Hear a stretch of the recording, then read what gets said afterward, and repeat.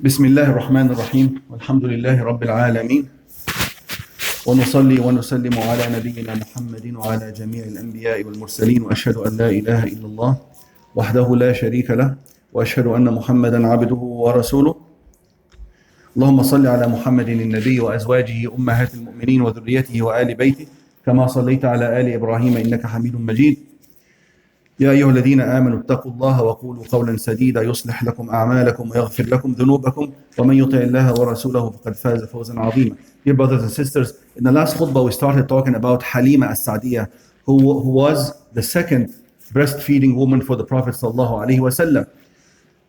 To summarize the story for you, Halima went, and it was the habit of tribes that lived outside the urban areas. It was the habit that they go to the cities and they get breastfeeding children so that they breastfeed them and they benefit financially from that.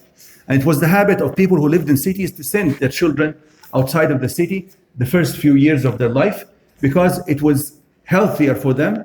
Diseases could be more rampant within the cities and they are less frequent outside the cities in the fresh air. Also, they were very keen for their children to grow up in open fields so as to be strong, especially the boys, physically strong.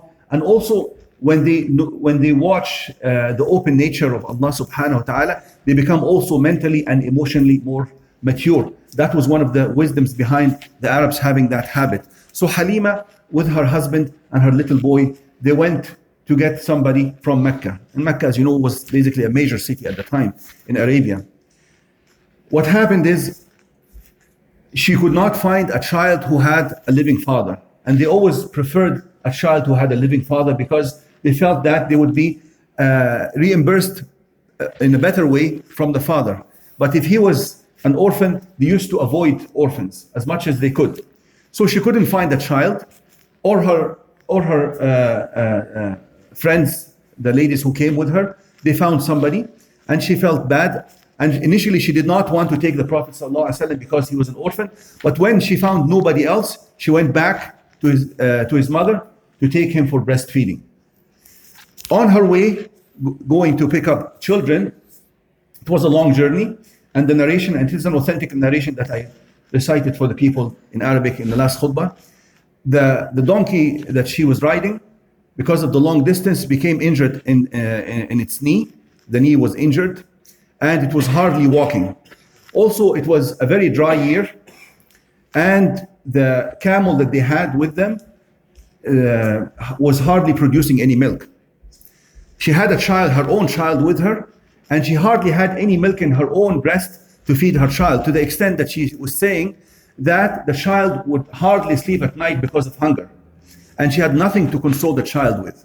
This was the very poor state that she was in, along with her husband and her child, going into Mecca. But then, as they were going back, and this is her own narration, and this narration, as I mentioned, is authenticated by the scholars and historians of Islam. She saw several signs that were unexpected. Number one is that when she started breastfeeding the Prophet ﷺ, her breast miraculously became full of milk. And she not only breastfed the Prophet ﷺ, but she managed to breastfeed her own child. It was the first night after many nights her child would sleep so soundly.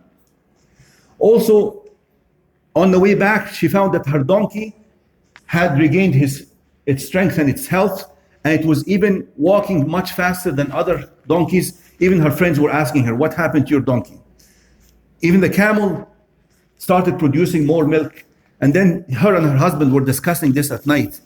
And her husband said, لَقَدْ أَصَبْنَا نَسَبًا مُبَارَكًا, which means that we have attained a very blessed soul. That is how he attributed it to it. And of course, there was no Islam at the time, but people had sound intellect.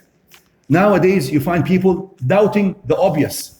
You give them a whole miracle of the Prophet ﷺ, that water used to come out from his fingers, and this was witnessed by hundreds of people, and they start doubting that. But subhanAllah, people had the sound emotions, sound intellect at the time. This is how he explained it. This happened, and maybe the wisdom behind it is Allah wanted to put the love for this child in their hearts so that they treat him in the best manner. and they look after him in the best way. To the extent that when it came time for them to return him to his mother, they went back and they started asking their mother to send him back again with them. They told him, look, he's growing so nicely, and send him back. Of course, they used to also teach them the pure Arabic outside of the influence of the big cities, where the Arabic could be mixed with other non-Arabic words. That is one of the other reasons they used to send their children outside, so that they become eloquent in their speech. So they convinced the mother that she sent him back with them. But then when they went back, the incident of the opening of the chest of the Prophet ﷺ, this was a miraculous incident. Allah sent 2 angels to perform this miraculous act on the Prophet ﷺ, to cleanse his heart from any portion the shaitan may have in the heart of a human being, and to fill it with wisdom and belief and mercy. This incident, inshallah, we'll talk about in the coming khutbah in more detail with its narrations, and it has been narrated by so many Sahaba in many collections of hadith. It has become recurrently narrated so that there would be no doubt whatsoever about its occurrence. It occurred not only once, but at least twice in his life, in the life of the Prophet ﷺ. Some scholars said it might have occurred 2 more times, but we'll talk about this in more detail in the coming khutbah. Before we go on to the next khutbah, inshallah, next week, inshallah, and talk about the opening of the chest of the Prophet ﷺ. Even Anas ibn Malik, in his narration in Sahih Muslim, he said that following that incident, I used to see the sign or the markings of the suturing in the chest of the Prophet ﷺ. Prophet ﷺ for the rest of his life had this. And the incident specifically says that they sutured. At the time, there was no suturing whatsoever for surgical wounds. So this incident has some kind of miraculous nature from the scientific point of view as well, because it talked about open heart surgery, which was not even, nobody would even think about it. At the time, it talked about it. It talked about opening the chest, then opening the heart itself. And that's exactly what they do nowadays in open heart surgery. And then when they're done, they sew all this back, and you continue to see the suturing. Allah left the suturing. Allah could have made it so that nothing is shown, but Allah left this effect so that nobody ever doubt this. But subhanallah, Allah subhanahu wa ta'ala guides whomever He wills to His straight path. Whoever Allah clouds his thinking, his thought process, or blinds his eye, may Allah save us from this fate. Ameen. Prophet ﷺ had such a harsh life growing up, and that is intended. Allah subhanahu wa ta'ala was the one to look after him. Allah did not want any single human being to be the one who could claim that I am the one who raised him, I'm the one who taught him. Nobody actually did this. He went from house to house. He never saw his father. His mother died when he was young at 6. He lived with his grandfather for 2 years, and then he dies. He was exposed to all this emotional turmoil, so that he becomes so mature emotionally, so mature from in his personality, so strong, able to endure so much hardships thereafter, because the role Allah has prepared for him is the role only one human being in all of humanity can shoulder, and that is the role of being the mightiest prophet that Allah subhanahu wa ta'ala has ever sent to this earth. So Allah prepared him in such a way that nobody can claim he taught him. Allah subhanahu wa ta'ala taught him. Allah brought him up. Allah made him mature emotionally, mentally, physically, and so on. Yes, Allah subhanahu wa ta'ala allowed human beings to look after him from the physical point of view, from providing for him, from breastfeeding, and so on, protecting him. But what makes the personality of the human being is his intellect and his emotion and the information that Allah instills in him. That all came from Allah. And you see this in Surah Ad-Duha, أَلَمْ يَجِدْكَ يَتِيمًا فَآوَى, which means Allah subhanahu wa ta'ala created you or put you in a state of being an orphan, so that He is the one who guides you. Okay, no other human being. And this way he is isolated from the effects and influences of the pre-Islamic era. He is not affected by idolatry or any of these things that used to occur in that community, which of course was not following the righteous path. As you know, prostitution was prevalent. There was gambling. There was internal fighting. So many evil things happened at the time. There was nudity, even in the Kaaba. Some people used to circumambulate around the Kaaba, totally nude, and so on. This is how ignorant they was. Allah subhanahu wa ta'ala wanted to protect him from all these influences, and we will see this inshallah in the coming in the coming khutbah. Also, this shows us that Allah's choice for one of us is better than what we choose for ourselves. You saw how Halima was so discontent about taking an orphan back, but Allah subhanahu wa ta'ala showed her signs that the choice that Allah has chosen for her is better than what she might have chosen for herself. And each one of us in our lives, we have many, many examples where we were discontent with the decision of Allah subhanahu wa ta'ala or the choice of Allah for us, and it turned out to be the best thing for us only if we knew. Allah subhanahu wa ta'ala showed all these signs of barakah and blessing even so early in the life of the Prophet Muhammad sallallahu alaihi wasallam, because Allah wanted the people to know step by step that they were not dealing with a regular human being, that this human being at one point will have such a marvelous role in their lives that it would be easier for them to accept that he's a prophet from Allah receiving a revelation from the creator of the heavens and earth. So to get people to slowly be being prepared for this, many incidents and many phenomena happened from the time of childhood, as you saw with Halima, till the opening of the chest of the Prophet ﷺ. Also when he was a teen, you will see that he was not physically able to indulge in any of the things that may taint his personality, such as when he used to want to go to a party, and there's authentic narrations about this, when he was a teenager, wanting to go just to have some fun like any other teenager would have. SubhanAllah, he would go and sit, and the moment he sits, Allah would make him sleep till the morning. It happened more than once, so that he doesn't get influenced by, you know what happens in parties, dancing and women dancing and sometimes nudity and so on. And it was in the pre-Islamic era, things like this could have happened. So Allah subhanahu wa ta'ala protected him. Even alcohol he was away from. Of course, as you know, he never worshipped an idol and so on. Inshallah, in the next khutbah we'll talk about Shaqq al-Sadr, opening the chest of Prophet Muhammad sallallahu alayhi wa sallam. Assalamu alaikum. Inshallah, just a couple of comments. I forgot to mention in the English khutbah that in the last khutbah I mentioned that the person who was martyred in the Battle of Hunayn was the son of Ayman. His name is Ayman, and that is correct. But I also mentioned that her other son, Usama ibn Zayd, was martyred in the Battle of Mu'tah, and that is incorrect. The one who was martyred in the Battle of Mu'tah was actually her husband, Zayd.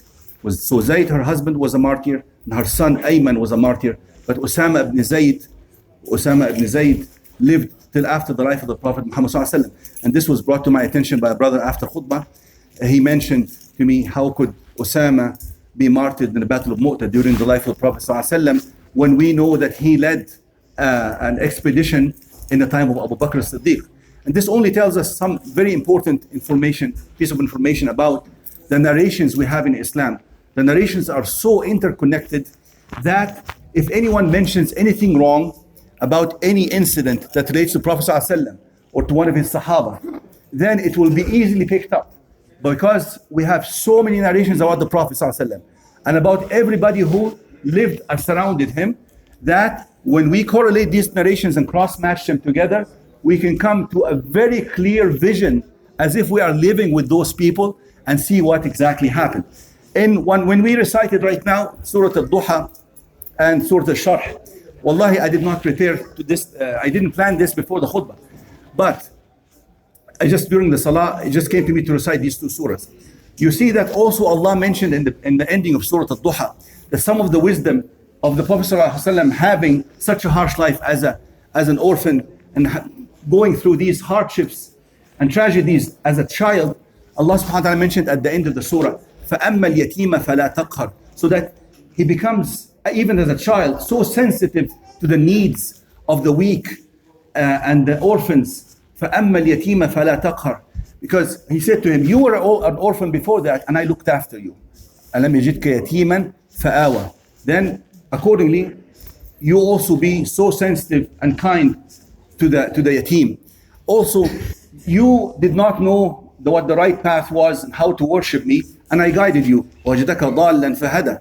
Allah said to him at the end of the surah, وَأَمَّا بِنِعْمَةِ رَبِّكَ فَحَدِّثْ. Tell people and share this information and this deen with them. Just like I guided you, you also should try to do your best to guide the people. فَأَمَّا الْيَتِيمَ فَلَا تَقْهَرْ وَأَمَّا السَّائِلَ فَلَا تَنْهَرْ. Also, Allah subhanahu wa ta'ala provided for him you were also in need. You lost your father, then you lost your mother, and every time Allah put somebody to replace, every time he lost somebody who looked after him financially and physically, Allah would provide somebody else to replace. No father, the mother took after. No mother, then grandfather took after. No grandfather. Allah subhanahu wa ta'ala is there. This is the thing. We look at tragedies and we isolate them from the fact that the one who looks after everybody and takes care of everybody is still there. If somebody lost father and mother, if somebody cannot find, Allah is still there, and Allah will provide for them through other means. And we are responsible. We are one of those means Allah provides through us for people who are in need. We have an obligation towards those people who are in need. As you can see also in Surah Al-Sharh, as we've cited as well, Alam nashrah laka sadrak. Some scholars talk about nashrah laka sadrak, expand your chest, physically by the opening of the chest in this miraculous way, but also figuratively that Allah expanded his chest to this knowledge and to be so patient in dealing with the people. Your chest, when we say that your chest is broadened, that you can tolerate from the people and from the difficulties of this life more than anybody else can tolerate. أَلَمْ نَشْرَحْ لَكَ صَدْرَكَ وَوَضَعْنَا عَنْكَ وِزْرَكَ الَّذِي أَنْقَضَ وَرَفَعْنَا لَكَ ذِكْرَكَ. Allah says رَفَعْنَا لَكَ ذِكْرَكَ, that we have elevated you, which means that we have made you known. رَفَعْنَا لَكَ ذِكْرَكَ, made you known. By these incidents that happened throughout his life, from the time of childhood, the blessing that we saw for Halima, then the opening, all these are miraculous incidents. They're supernatural, they're not natural. But when people start talking about them, by the time he says to them, I'm a prophet, they are already prepared that they are dealing with somebody who has something supernatural about him and something that is exceptional about him. Some people who start doubting a single incident, we tell them this is not just a single incident.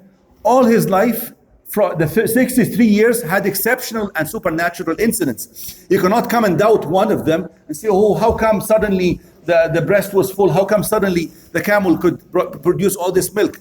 We tell you we have thousands of those incidents throughout his life, narrated by thousands of people who lived with him, who never sat down to agree together what to say.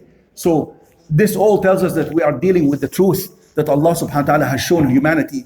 And it is in our interest, it is our best interest to open our chest and to believe in the things that Allah subhanahu wa ta'ala has shown us, so that we can save ourselves and our families from the torment of this life and the life to come. Inshallah, I'll stop here.